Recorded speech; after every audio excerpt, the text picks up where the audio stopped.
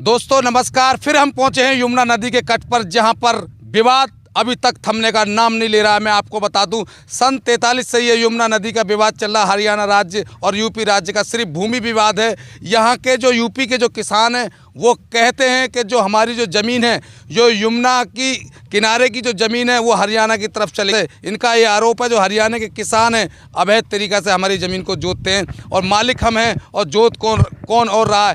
प्रमुखता से हमने पहले भी ये खबर चलाई थी। फिलहाल वहाँ पर मीटिंग चल रही है, क्या निर्णय निकल के आया है, तो हम ग्राउंड जीरो पर वहीं पर पहुँचे हैं जो वहाँ के किसान हैं। हम उनसे मालूम करते हैं। क्या नाम है आपका? मेरा नाम कल्लू है, ग्राम धारागढ़ी, ग्राम पंचायत ऊंटासानी से हूँ। कल्लू जी, ये बताइए, सन 43 से ये मुद्दा यहाँ पर चला आ रहा है, मगर अभी तक सुलझने का नाम नहीं। 889 एकड़ जमीन का मुद्दा अभी तक यहाँ सुलझने का नाम नहीं ले रहा है। पहले भी हम आए थे, पहले भी प्रमुखता से हमने खबर दिखाई थी। हमने भी ये कहा था कि तब तक हम यहाँ से जाने वाले नहीं हैं, तब तक प्रशासन यहाँ नहीं आ पाएगा। तो उसका खबर का असर हुआ। सारे पत्रकार बंधु यहाँ से 1 महीने अपना डेरा डाल के गिरे रहे। तो आज उस खबर का असर हुआ है। आला अधिकारी उत्तर प्रदेश के और हरियाणा राज्य के टप्पल विकास खंड में मीटिंग हुई। मीटिंग समाप्त हो चुकी है।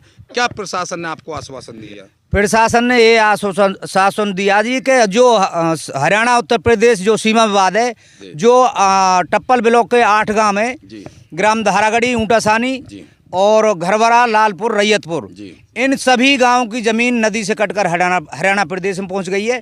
अब 5/12/2024 में दोनों उत्तर प्रदेश के प्रशासन टप्पल खंड ब्लॉक में मीटिंग करी है सीमा विवाद हल करने के लिए।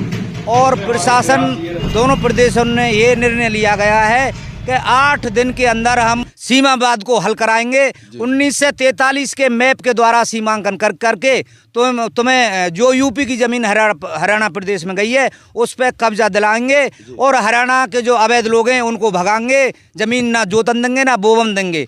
और 8 दिना को वायदा करके गए हैं एडीएम साहब और एसडीएम साहब। अच्छा, एक चीज़ बताइए कि उन्होंने 8 दिना का वादा कर दिया कि मान लीजिए आपकी ज़मीन की पैमाइश करके जो असल मालिक है उसको ज़मीन दी जाएगी। मगर अब जो ये फसल बोगी है इसका मालिक कौन रहेगा? इसका मालिक जो वर्तमान में फसल बो रही है, पैमाइश करके एडीएम साहब के जो वादा हैं और एसडीएम साहब के और होडल एसडीएम साहब के वादा गए हैं कि जो अब जो वर्तमान में फसल जो गेहूं की खड़ी है, यहाँ पे पैमाइश करके धारा 145 में कुड़क करी जाएगी। और पैमाइश करके उत्तर प्रदेश के किसान गेहूं की फसल काटने का वादा करके गए हैं दोनों हरियाणा उत्तर यूपी के प्रशासन। फसल को अगर पैमाइश करने के बाद फसल को उत्तर प्रदेश के किसान उसका मालिक होगा। तो मैं एक चीज़ आप बताइए, 1 हफ्ते का टाइम प्रशासन द्वारा, शासन द्वारा दिया गया है कि 1 हफ्ते के अंदर आपकी पैमाइश करा के जो असल मालिक होगा उसको हम ज़मीन देंगे। जो गलत लोग हैं, जो अवैध तरीक़ा से जो ज़मीन को जोत रहे हैं, उनका भी आदेश दिया है कि उनके नाम चिन्हित किए जाएँ और उनको जेल भिजवाने का काम किया जाएगा। क्या ये हो पाएगा? देखिए साहब, ये तो वैसे प्रशासन जो हमारा इस टाइम जैसे आप लोगों की मेहरबानी से गरमाया है, उस आधार से तो हमें ये लग रहा है कि हमारा काम 100% होगा। 100% होगा। हाँ जी। पूर्ण विश्वास है कि 100% हमारा काम होगा। कल्लू जी, एक चीज़ और बताइए आप कि काफ़ी समय से ये विवाद चलता नज़र आ रहा है। उत्तर प्रदेश में बीजेपी की सरकार है, हरियाणा में भी बीजेपी की सरकार है। आखिर समस्या आ कहाँ रही है? प्रशासन सुन क्यों नहीं रहा? इतने दिन से ये मसला चला आ रहा, तो अभी क्यों आँख खुली? ये क्या कारण रहा? ये अब जो प्रशासन की आँख खुली हैं, इसलिए खुली हैं जी कि मीडिया वाले जो टीम है वो गांव में आ चुके हैं, और उनकी गांव की जो पीड़ा है ज़मीन की, वह मीडिया वाले पेपर में लगा रहे हैं, लैब पे चला रहे हैं। इसलिए प्रशासन की आँख खुली हैं, नहीं वरना किसानन की कोई प्रशासन द्वारा कोई कार्रवाई नहीं की जा रही है। इसलिए बार बार मैं मीडिया को तहे दिल से सम्मान करता हूं और धन्यवाद करता हूं। मीडिया के कारण ही प्रशासन की आँख खुली हैं, जो कि अब आगे की जो कार्रवाई प्रशासन द्वारा की जा रही है। क्या कहना चाह रहे हैं? जो हम लोगों की अब परेशानी को देखते हुए हम मीडिया को और जो है उन सभी भाइयों को धन्यवाद करते हैं, जिससे कि हमारा ये जो काम है आज इस मुकाम पे पहुंचाया है। चाचा, आप क्या कहना चाह रहे थे? क्या नाम है आपका? नारायण सिंह। अब ये मान लीजिए 1 हफ्ते का टाइम दे दिया है, जो बरसों से चला आ रहा था, आज वो इस मुकाम पर पहुंचा है। तो क्या लगता है आपको, क्या ज़मीन आपको मिलेगी? प्रशासन ने क्या आश्वासन सही दिया है? देखो जी, आश्वासन तो दियो है जी। लेकिन हमारी मीडिया जो 1 महीना से यहाँ पड़ी रही है, जी। मीडिया ने जो भी काम किया है हमारो, जी। और जो है का प्रशासन ये देंगे 8 दिन में आपको पैमाश करके ज़मीन मिलेगी जी। और फसल के बारे में भी हुआ है जी कि कुड़क होगी, और अगर कुड़क ना होगी तो आश्वासन हमारे लिए दिया है। देखिए, मैं आपको एक चीज़ और दिखा दूं, अगर मैं इस गांव की बात करूं, सामने ये चंडीगढ़ गांव इसको बोला जाता है तो ये यमुना नदी के पार, लेकिन 50 साल से यहाँ पर ये लोग रह रहे हैं। सिर्फ गांव ही की जो भूमि है उसी पे ये काबिज हैं, बाकी ये जंगल आप में अगर इधर की अगर मैं बात करूं तो किलोमीटरों के हिसाब से जंगल, हरियाणा के अवैध किसानों ने पूरे जंगल को जोत रखा है। अगर इधर भी अगर मैं उंगली घुमाने की बात करूं तो 2 किलोमीटर आप इधर चले, ये पूरा जंगल 3-4 किलोमीटर का एरिया यहाँ के अवैध किसानों ने यहाँ पर जोत रखा है। लेकिन जो गाँव के जो ज़मीन के जो असल मालिक है वो दर दर भटकने का काम कर रहे हैं। जैसे ही ये खबर हमको मिली, हमने यहाँ पर प्रमुखता से इस खबर को चलाने का काम किया। आला अधिकारी को यहाँ पर आंख खुली और आज इस मुकाम पर यहाँ पहुँचे हैं कि प्रशासन ने 1 हफ्ते का टाइम दिया है कि जो असल मालिक होगा उसको ज़मीन दी जाएगी।